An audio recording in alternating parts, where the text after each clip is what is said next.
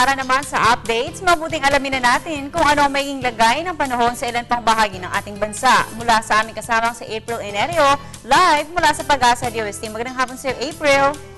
Magandang hapon din, Princess. Good news mga kababayan, nasa labas na ng ating area of responsibility si Bagyong Emong. Not so good news, naging isang ganap na bagyo na itong low pressure area na binabantayan sa kanlurang bahagi ng ating bansa. Para sa update, kasama natin si Pag-asa weather forecaster Alzar Aurelio. Magandang hapon, Alzar. Magandang hapon sa April sa lahat ng viewers. Okay, Alzar, unahin muna natin, no? Kailan nga ba lumabas ng ating area of responsibility itong si Bagyong Emong? Si Bagyong Emong ay lumabas siya sa ating Philippine Area of Responsibility dito kaninang madaling araw at patuloy itong kumikilos pahilaga na maaaring tumbukin ang Japan. Sa ngayon ba ay may epekto pa rin ito sa ating bansa? At ayon sa satellite image 3, itong si Bagyong Emong ay napakalayo sa ating bansa, kaya po walang epekto nito sa alimang bahagi ng ating bansa. Okay, at ngayon nga, no, itong low pressure area ay naging isang ganap na bagyo na. Ano bang update natin kay Bagyong Fabian? Sa mga oras nito, itong si Bagyong Fabian ay nandito, ay nasa West Philippine Sea at yung makikita ay napakalayo niya dito sa ating kaulapan. Ang layo ho niya ay nasa 290 kilometers west ng Iba, Zambales. Ang lakas ng hangin na taglay nito ay umaabot sa 55 kilometers per hour, isang ganap na tropical depression. Sa mga katuwid, wala pong nakataas ng public storm warning signal dahil po walang direktang nakaka-apekto itong bagyo ito sa ating bansa. At inaasahan po natin itong kikilos, itong si bagyong si Pahilaga, at maaari pong bukas ng umaga ay nasa labas ito ng ating Philippine Area of Responsibility. Ano pang mga ibang senaryo na binabantayan natin dito kay Bagyong Fabian? Posible kaya na lumapit pa ito sa ating kalupaan bago siya lumabas ng ating PAR bukas?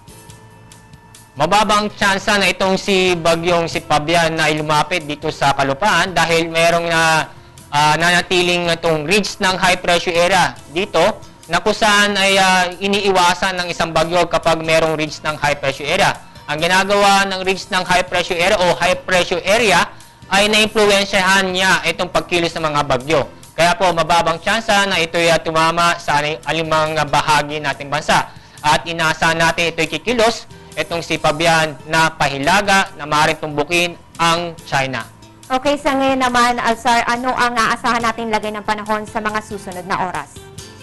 Itong si Bagyong Fabian ay patuloy na pinag-itingan itong hanging habagat pa rin. Kaya itong hanging habagat ay maapektuhan itong malaking bahagi ng Luzon at ng Visayas. At lalong-lalo na itong western section ng ating Luzon.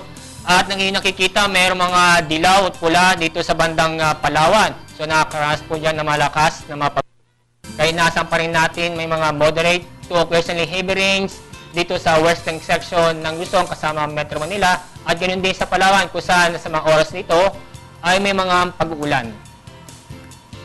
Okay, Alzar, huli na lang, no? Paalala na lang sa ating mga kababayan ngayong Webes.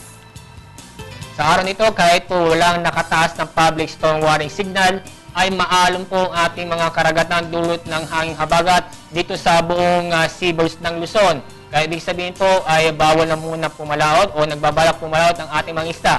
Kasama na rin ang maliliit na sasakyang pandagat dahil po malaking pumalon. Kaya po antayin na lang po na humupa at lumayo itong bagyo dahil itong bagyong si Fabian ay inaasahan po natin na bukas ng umaga ito ay lalabas sa ating Philippine Area of Responsibility. Okay, maraming salamat, Alzar. Mga kababayan, yan po si Pag-asa weather forecaster Alzar Aurelio na nagbigay sa atin ng update kay Bagyong Fabian.